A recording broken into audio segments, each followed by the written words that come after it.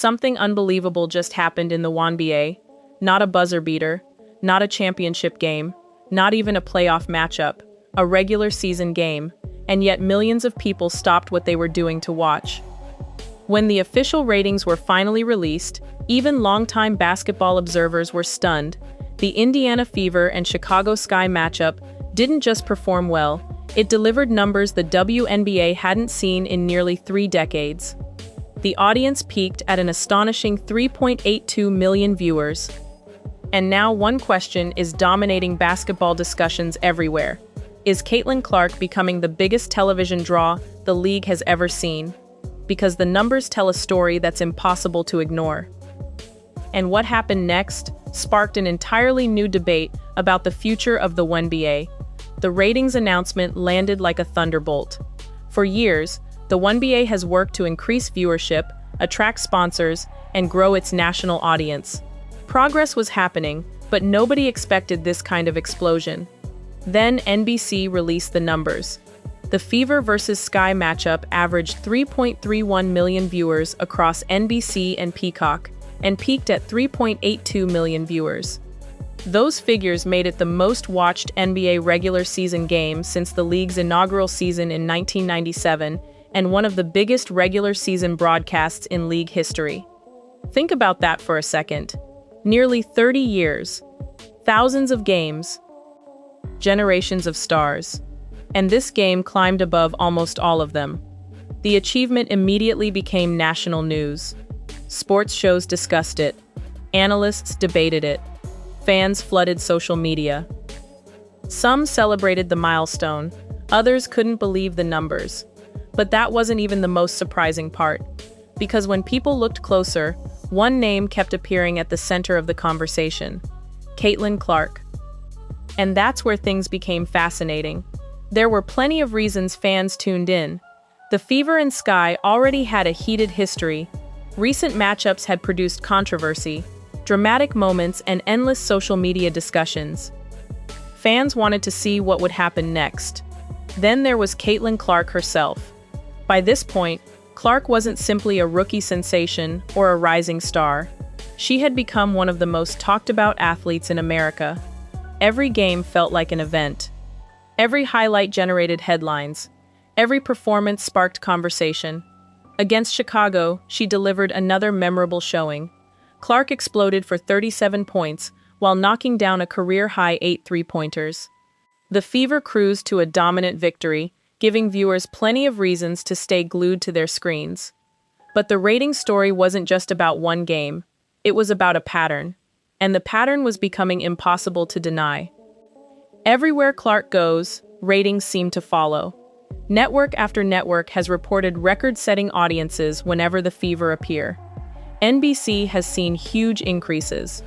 Amazon Prime has recorded historic WNBA numbers. ESPN has benefited. CBS has benefited. Virtually every major broadcaster carrying Fever games has seen massive audience growth.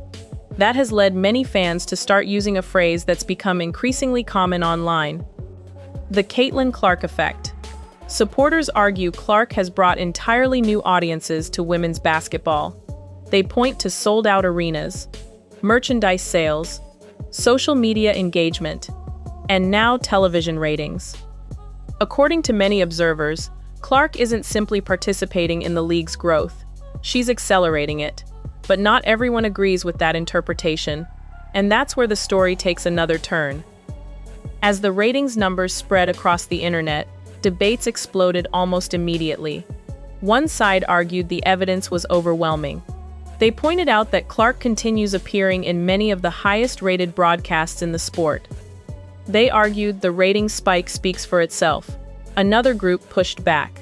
They claimed the growth should be credited to the entire league, to veteran stars, to improved media coverage, to rising competition, to years of work by countless players who helped build the foundation before Clark arrived. The debate quickly became emotional, and in some corners of social media, incredibly heated.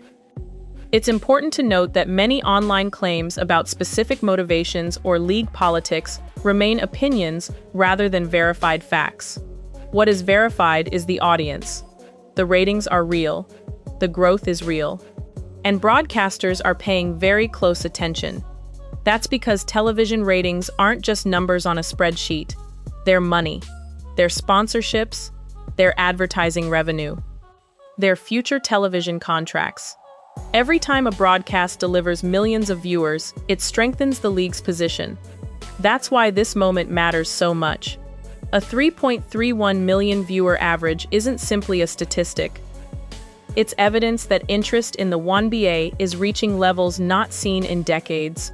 And when executives see those kinds of results, decisions start changing.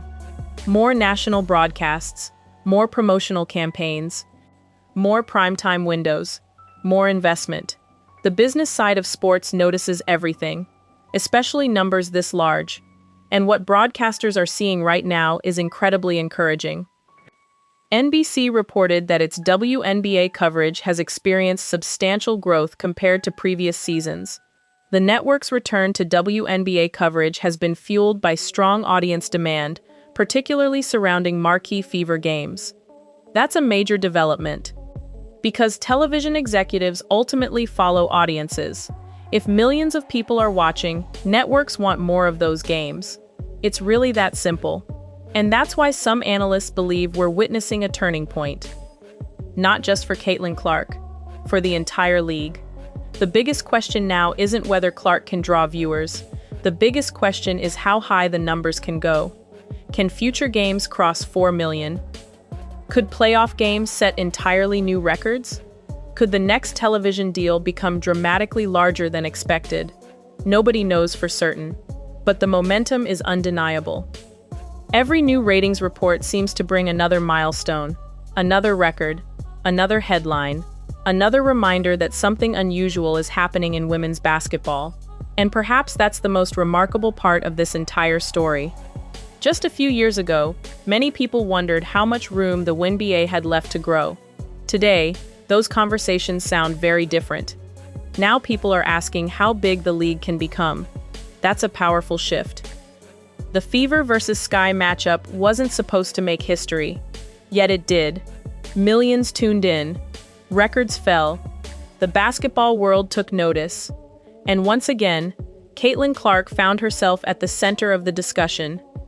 Whether you believe she is the primary reason for the surge or simply the most visible symbol of a broader movement, one thing is becoming increasingly difficult to dispute. People are watching, in huge numbers, and if these ratings are any indication, the WNBA's next chapter could be far bigger than anyone imagined. So here's the question. Was this a one-time ratings explosion? Or are we watching the beginning of a completely new era for women's basketball? The answer may determine the future of the entire sport.